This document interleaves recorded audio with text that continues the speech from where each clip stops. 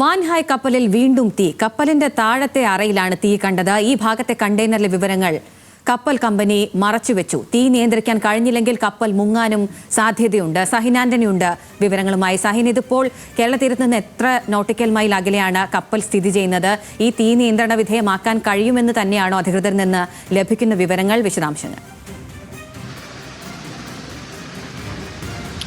നമ്മൾ ആശങ്കപ്പെടേണ്ട കാര്യമില്ല. കാരണം കേരള തീരത്ത് നിന്ന് 256 നോട്ടിക്കൽ മൈൽ അകലെയാണ് നമ്മുടെ സമുദ്ര സാമ്പത്തിക മേഖലയൊക്കെ പിന്നിട്ട് കഴിഞ്ഞിരിക്കുന്നു വാൻഹായ് 503 എന്ന് പറയുന്ന കപ്പൽ. പക്ഷെ അപ്പോഴും ആ കപ്പൽ ഇവിടെ നിന്നും രക്ഷപ്പെടുത്തി ഒരു ഒറ്റപ്പെട്ട ദ്വീപിലേക്ക് ശ്രീലങ്കയിലെ ഒരു അഭയാർത്ഥി കപ്പലുകളിലേക്ക് എത്തിക്കുന്ന തുറമുഖത്തേക്ക് എത്തിക്കാനുള്ള ഒരു നീക്കമായിരുന്നു. ഇതിനിടയിലാണ് ഇപ്പോൾ കപ്പലിന് വീണ്ടും തീപിടുത്തമുണ്ടായിരിക്കുന്നത്. കപ്പലിന്റെ ഉള്ളറകളിലാണ് തീപിടുത്തമുണ്ടായത്. ഉള്ളറകളിലാണ് ഈ പറയുന്ന കണ്ടെയ്നറുകൾ സൂക്ഷിച്ചിരിക്കുന്നത്. അതായത് നേരത്തെ തന്നെ ഈ കപ്പലുകളിലുള്ള കണ്ടെയ്നറുകളെ കുറിച്ച്, ചരക്കുകളെ കുറിച്ച് കൃത്യമായ വിവരം നൽകിയിരുന്നില്ല. രാസവസ്തുക്കളടക്കം സൂക്ഷിച്ചിരിക്കുന്നതായി ഒരു സംശയമുണ്ടായിരുന്നു. അത്തരത്തിലുള്ള വാർത്തകളെല്ലാം പുറത്തു വന്നിരുന്നു. ആ രാസവസ്തുക്കൾ സൂക്ഷിച്ചിരിക്കുന്നത് ഉള്ളറകളിലാണെന്ന് ഒരു സംശയമുണ്ട്. എന്തായാലും അവിടെയാണ് തീപിടുത്തം ഉണ്ടായിരിക്കുന്നതെന്നാണ് മനസ്സിലാക്കാൻ കഴിയുന്നത്. മാത്രമല്ല 2000 ടണ്ണിലധികം എണ്ണ ഇതിനകത്ത് സൂക്ഷിച്ചിട്ടുണ്ട്.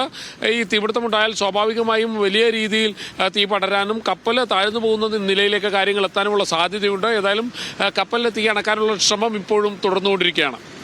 വാൻഹായ് കപ്പലിൽ വീണ്ടും തീ ഉണ്ടായിരിക്കുന്നു എന്ന കാര്യമാണ് വരുന്നത്. കേരള തീരത്തുള്ളവർക്ക് അപകടം ഇല്ല എന്നാണ് മനസ്സിലാക്കുന്നത്. കപ്പലിന്റെ താഴത്തെ അറയിലാണ് തീ കണ്ടിരിക്കുന്നതെന്നാണ് ലഭിക്കുന്ന വിവരം. സഹിൻ ആന്റണിയാണ് വിവരങ്ങൾ നൽകിയത്.